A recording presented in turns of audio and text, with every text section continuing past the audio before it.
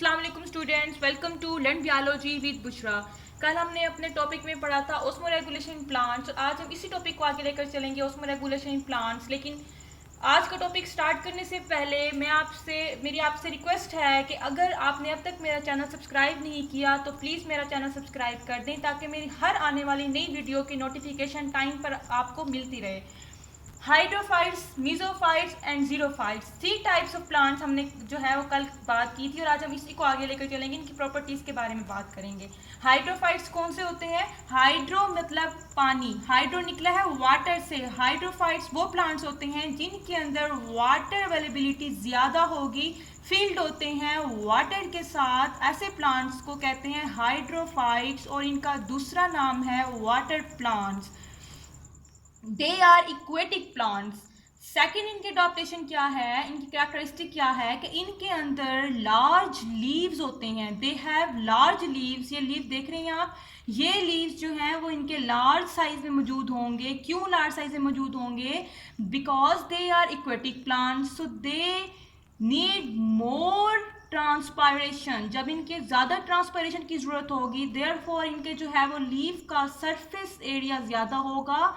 इसी वजह से इनकी ट्रांसपायरेशन ज़्यादा जो है वो क्या होती है, पॉसिबल होती है।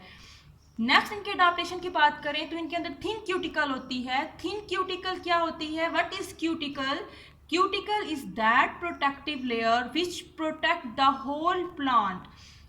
थिन क्यूटिकल होगी, इसका क्या मतलब है कि इसके अंदर बिल्कुल पतली सी थिन सी लेयर होगी। बिकॉज इनको क्या करनी होती है, ट्रांसपायरेशन ज़्यादा करनी होगी। इसी वजह से इनकी क्यूटिकल क्या होगी स्टूडेंट्स, कम होगी। थिन क्यूटिकल होगी, इसी वजह से इनकी मोर ट्रांसपायरेशन पॉसिबल होगी। अगर थिक होती तो इनकी ट्रांसपायरेशन ज़्यादा पॉसिबल ना होती। नेक्स्ट, स्टोमेटा की बात करें। स्टोमेटा इन लीव्स के अपर साइड पे मौजूद होते हैं। यहाँ पे स्टूडेंट्स मैंने आपको शो करवाए हैं, ये इनके अपर साइड पे लीव्स क्या, स्टोमेटा क्या है, मौजूद हैं लीव्स के। जो स्टोमेटा उनके अपर साइड पे मौजूद होते हैं ये रिस्पॉन्सिबल होते हैं फॉर मोर ट्रांसपायरेशन। और इनकी एग्जाम्पल क्या है, हाइड्रिला। मूव करते हैं मीजोफाइट्स की तरफ। मीजोफाइट्स मॉडरेट प्लांट्स से निकला है। मीजो का मतलब क्या होता है, ऐसे प्लांट्स, ऐसे पौधे जो आपके लैंड पे मौजूद होते हैं, या कह सकते हैं लेवल प्लांट्स, उनको कहते हैं मीजोफाइट्स। इनका दूसरा नाम क्या है? ये कौन से प्लांट्स होते हैं? Level plants. इनके अडॉप्टेशंस की बात करें तो इनके अंदर मॉडरेट अमाउंट ऑफ वाटर मौजूद होता है। मतलब क्या हुआ कि ना एक्सेस में ज़्यादा होगा ना ही कम होगा। तो क्या हुआ कि इनके अंदर मॉडरेट अमाउंट ऑफ वाटर मौजूद है, इसीलिए उनके लीव्स भी जो हैं वो क्या होते हैं, अकॉर्डिंगली होते हैं, इंटरमीडिएट होते हैं। नेक्स्ट, इनकी ट्रांसपायरेशन की बात करें। ट्रांसपायरेशन डिपेंड करती है upon the water availability. Water availability ज़्यादा होगी इन प्लांट्स के अंदर, जब वाटर ज़्यादा होगा तब क्या होगा, स्टोमेटा ओपन हो जाएंगे और एक्सेस वाटर लॉस को जो है वो क्या करेंगे, पॉसिबल करेंगे, और ट्रांसपायरेशन क्या होगी, ज़्यादा होगी। जब इनके अंदर ट्रांसपायरेशन का कम क्यों कैसे होगी, जब इनके अंदर स्टूडेंट्स पानी जो है वो कम मिकदार में होगा, पानी की शॉर्टेज होगी, तब स्टोमेटा क्लोज हो जाएंगे और उस टाइम रिड्यूस ट्रांसपायरेशन के लिए स्टोमेटा क्या हो जाएंगे, क्लोज हो जाएंगे। इस तरह के प्लांट्स की जो एग्जांपल हैं वो रोज एंड मैंगो के प्लांट्स हैं। मूव करते हैं जीरोफाइट्स प्लांट्स की तरफ। जीरोफाइट्स प्लांट्स को हम डेजर्ट प्लांट्स भी कहते हैं। डेजर्ट प्लांट्स क्यों कहेंगे, मीन्स ये वो प्लांट्स हैं जो कि एक्यूट शॉर्टेज ऑफ वाटर की पे जो है वो क्या करते हैं, मौजूद होते हैं, प्रेजेंट होते हैं। इनके अडॉप्टेशंस की बात करें तो पहली जो इनकी कैरेक्टरिस्टिक है वो कौन सी है कि इनके अंदर shortage of water, acute shortage, शदीद जो है इनके अंदर पानी की किल्लत होती है, शॉर्टेज होती है ऐसे प्लांट्स के अंदर जो डेजर्ट में जो है मौजूद होते हैं। नेक्स्ट, अगर हम इनकी लीव्स की बात करें तो इनके अंदर शॉर्ट लीव्स होंगे। ये देख रहे हैं आप, ये लीव्स मैंने बनाए, ये बहुत शॉर्ट लीव्स हैं। क्यों शॉर्ट लीव्स होंगे स्टूडेंट्स? कॉमन सेंस की बात है कि इनके जब लीव्स शॉर्ट होंगे, क्यों शॉर्ट होंगे, क्योंकि इनके अंदर पानी पहले ही कम है। जब पानी कम है तो उनको नीड है कि लेस ट्रांसपायरेशन करें। जब लेस ट्रांसपायरेशन करेंगे इसी वजह से उनके जो लीव्स हैं उनका सरफेस एरिया भी क्या होगा, कम होगा। जब सरफेस एरिया कम होगा तो ट्रांसपायरेशन अल्टीमेटली क्या होगी, कम होगी। क्यूटिकल की बात करें तो इनकी क्यूटिकल थिक होती है।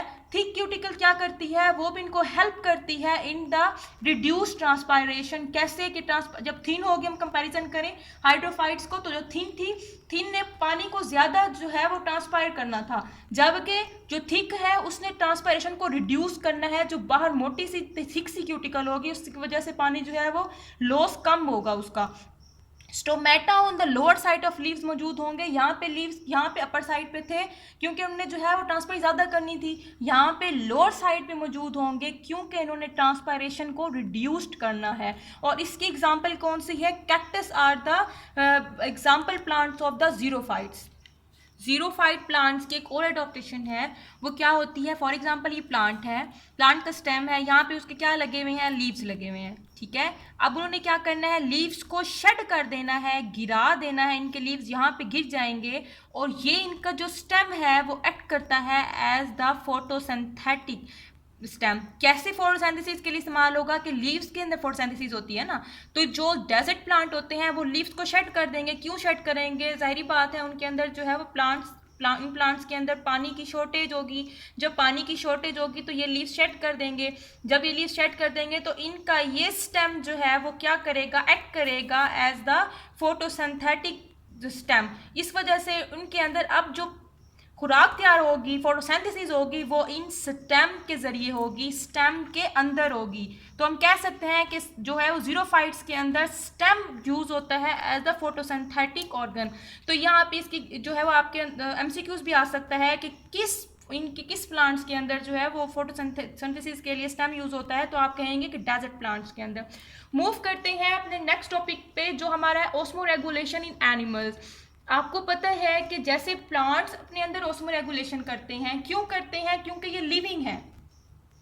सेम केस है किसके साथ, एनिमल्स के साथ। एनिमल्स को भी अपनी बॉडी के अंदर सॉल्यूट्स और वाटर कंसंट्रेशन को बैलेंस करने की, उनको मेंटेन करने की नीड होती है।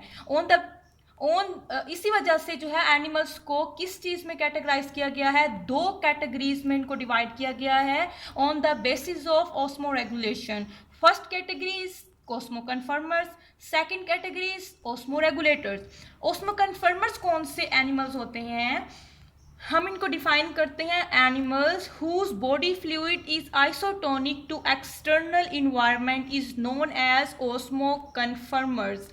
ऐसे जानवर, ऐसे एनिमल्स जो अपने बॉडी फ्लूइड को, मतलब अपने इंटरनल बॉडी कंडीशंस को क्या रखते हैं स्टूडेंट्स, आइसोटोनिक रखते हैं। आइसोटोनिक का क्या मतलब है कि ये अपनी बॉडी कंडीशंस को क्या रखेंगे, सेम रखेंगे टू द एक्सटर्नल इन्वायरमेंट। मतलब ये हुआ कि इनकी बॉडी का इंटरनल कंडीशंस और इनकी बॉडी के एक्सटर्नल इन्वायरमेंट की कंडीशंस सेम होंगी, सेम लेवल पर होंगी। ऐसे एनिमल्स को क्या कहेंगे कि ये ऑस्मो कन्फर्मर्स हैं। मूव करते हैं इनकी एग्जांपल्स की तरफ। तो लॉबस्टर्स और some star fishes are the examples of osmoconformers. यहाँ एक बात आपको बताती चलूँ कि इनके जो एग्जाम्पल जो हैं लॉबस्टर्स और स्टार फिशेस, ये बहुत कम मिलने, रेयर होती हैं।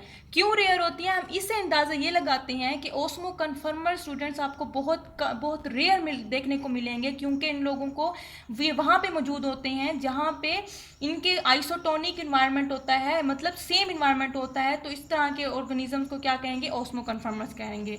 ऑस्मो रेगुलेटर्स की तरफ आए, ऐसे animals whose body fluid is not isotonic to external environment is known as osmoregulators. मतलब एक दूसरे के क्या होते हैं, एक दूसरे के बिल्कुल रिवर्स होते हैं। वो ऑर्गेनिजम्स, वो एनिमल्स जिनकी अपने बॉडी के अंदर की कंडीशन सेम ना हो एक्सटर्नल इन्वायरमेंट के, आइसोटोनिक ना हो एक्सटर्नल इन्वायरमेंट के, मतलब वेरी करती हैं। इंटरनल इन्वायरमेंट और होता है उनके बॉडी का और एक्सटर्नल उनके इन्वायरमेंट का जो है वो बाहर के एक्सटर्नल इन्वायरमेंट का जो है वो और होता है। तो इस वजह से उनको जो कहते हैं कि नॉट आइसोटोनिक है। इनकी एग्जांपल्स कौन सी हैं, fresh water fishes and marine water fishes, some human. इनकी ह्यूमंस भी हम लोग किस में कैटेगराइज करते हैं, ऑस्मो रेगुलेटर्स में कैटेगराइज करते हैं। अब देखें कि इनके अंदर क्या अपने अंदर अडॉप्टेशन ये पाए जाते हैं। फॉर एग्जाम्पल हम बात करें फ्रेश वाटर फिश की। फ्रेश वाटर फिश के अंदर जो मीडियम है, जो उनके जहाँ पे वो रहती हैं वहाँ पे वाटर अवेलेबिलिटी ज़्यादा होती है एंड सॉल्यूट अवेलेबिलिटी कम होगी, तो उनके क्या एडॉप्टेशन है कि वो टेक अप करती हैं ज़्यादा साल्ट्स। ठीक है, ज़्यादा साल्ट्स क्यों टेक अप करेंगे? क्योंकि उनकी बॉडी के अंदर साल्ट्स कम हैं और उनकी बॉडी के अंदर जो है वो पानी कम है। बाहर का जो इन्वायरमेंट है इनका, फ्रेश वाटर फिशेस का जो बाहर का इन्वायरमेंट है उसके अंदर पानी ज़्यादा है। ठीक है, और अंदर जो है वो पानी कम है, तो क्या होगा? तो ये अपने अंदर जो है वो क्या करती हैं? टेकअप रखती हैं साल्ट्स को, ज़्यादा क्या करती हैं? साल्ट्स को जो है वो क्या करती हैं? टेकअप करती हैं। डो नॉट ड्रिंक वाटर, ज़्यादा पानी जो है वो नहीं लेंगी और एक्सक्रीट डाइल्यूट यूरिन, और तब क्या होगा कि डाइल्यूट यूरिन जो है वो एक्सक्रीट करेंगी। मरीन वाटर फिश की बात करें तो एक्सक्रीट करती हैं किस चीज़ को? साल्ट्स को एक्सक्रीट करती हैं। कैसे साल्ट्स को एक्सक्रीट करेंगे? क्योंकि बॉडी के अंदर साल्ट्स की अवेलेबिलिटी ज़्यादा होगी और बाहर के एनवायरनमेंट के अंदर साल्ट्स की अवेलेबिलिटी कम होगी। इसी वजह से अपनी बॉडी से अंदर की से बाहर की तरफ ये मूव करेंगी और कॉन्स्टेंटली ड्रिंक करती रहेंगी किस चीज़ को? वाटर को, और एक्सक्रीट करेंगी concentrated urine. Excrete concentrated urine क्यों करेंगी ये लोग, ये फिशेस? क्योंकि इनकी बॉडी के अंदर की जो इन्वायरमेंट है वो क्या है? वो जो है वो ज़्यादा अपने जो है वो क्या रखती हैं, वो बाहर का इन्वायरमेंट जो है उनका वो क्या रखता है? एक्सक्रीट करती हैं ना साल्ट्स को। ये साल्ट्स को एक्सक्रीट करेंगी, मतलब बाहर के इन्वायरमेंट के में साल्ट्स को एक्सक्रीट करेंगी ना, क्योंकि बाहर का इन्वायरमेंट क्या है इनका? मेरीन है, सोल्यूट ज़्यादा है। ठीक है, तो उस टाइम जो है वो कॉन्स्टेंटली ड्रिंक वाटर करती रहेंगी, तो उस टाइम कौन कंसनट्रेटेड यूरिन सेक्रेट करती हैं। इस तरह के अडॉप्टेशन जो है वो क्या होती हैं इनके अंदर मौजूद होती हैं। और फ्रेश वाटर के अंदर एक और भी ऑर्गन मौजूद होता है जो हम कहते हैं कॉन्ट्रैक्टाइल वैक्यूल। कॉन्ट्रैक्टाइल वैक्यूल से भी ये पानी को क्या करती हैं? एक्सक्रीट करती हैं, डाइल्यूट यूरिन बनाने में इनकी मदद करता है। अगर हम ह्यूमंस की बात करें तो ह्यूमंस किसको इस्तेमाल करते हैं? अपनी किडनीज को इस्तेमाल करते हैं टू प्रोड्यूस यूरिन। अकॉर्डिंगली वो प्रोड्यूस करते हैं किडनी उनकी। सम टाइम जो है वो अगर इसमें एनवायरमेंट मरीन एनवायरमेंट वाटर में है तो फिर क्या होगा कि उनकी यूरिन क्या होगी? कंसनट्रेटेड होगी। अगर वो ज़्यादा अपना excess amount of water intake कर रहे हैं तो उनकी किडनी क्या बनाएगी? उनकी किडनी जो है वो डाइल्यूट यूरिन बनाएगी। तो ह्यूमन जो है वो एक्ट करते हैं अकॉर्डिंगली। ये था हमारा आज का लेक्चर कि ऑस्मो रेगुलेशन प्लांट्स के अंदर कैसे होती है और ऑस्मो रेगुलेशन जो है वो एनिमल्स के अंदर कैसे होती है। ऑस्मो रेगुलेशन हम प्लांट्स की जब बात की है तो हमने इन कैटेगरीज के बारे में पढ़ा है, इनके अडॉप्टेशंस के बारे में पढ़ा है। ऑस्मो रेगुलेशन एनिमल्स की बात की है हमने तो इनकी जो है वो डिफरेंट कैटेगरीज के बारे में पढ़ा है, इनके ग्रुप्स के बारे में पढ़ा है, और उनकी जो है और ऑस्मो रेगुलेटर्स की दो आगे फिशेस के बारे में हमने बात की है कि ऐसी फिशेस सच इन्वायरमेंट्स में अपने आप को कैसे रेगुलेट करती हैं। Thank you so much. अल्लाह हाफिज़।